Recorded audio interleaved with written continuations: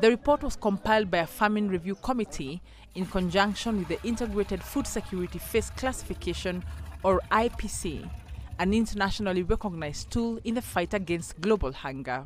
Researchers found that famine was ongoing in North Darfur's Zamzam camp for internally displaced people, which is located a few kilometers south of the embattled El Fasher town and has an estimated population of 500,000 people.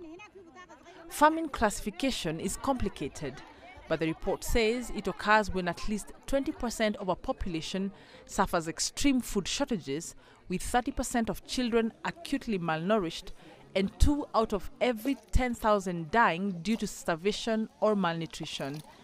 It coincides with Sudan's lean season, when food availability is at its lowest.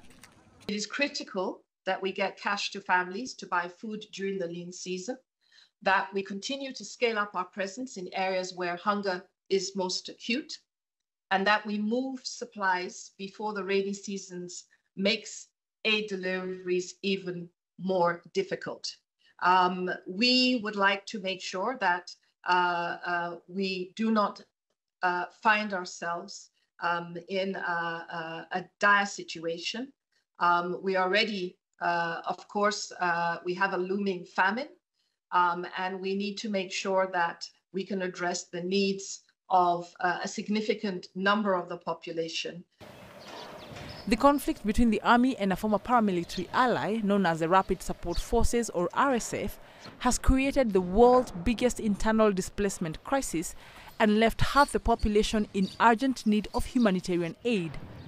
Since it began in April last year, aid workers say international relief has been blocked by the army and looted by the RSF. Both sides deny impeding aid.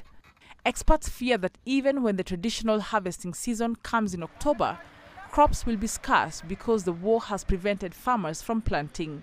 Even where markets have supplies, many cannot afford to buy food because of soaring prices and a lack of cash. Access of the populations to us. It's not only a question of providing supplies, it's a question also of being able to do the necessary assessments and to ensure that our humanitarian response is designed in a way that addresses all the vulnerabilities that we identify. The IPC, an initiative of over 1,000 UN agencies, regional bodies and aid groups, is the main global system for measuring food crises.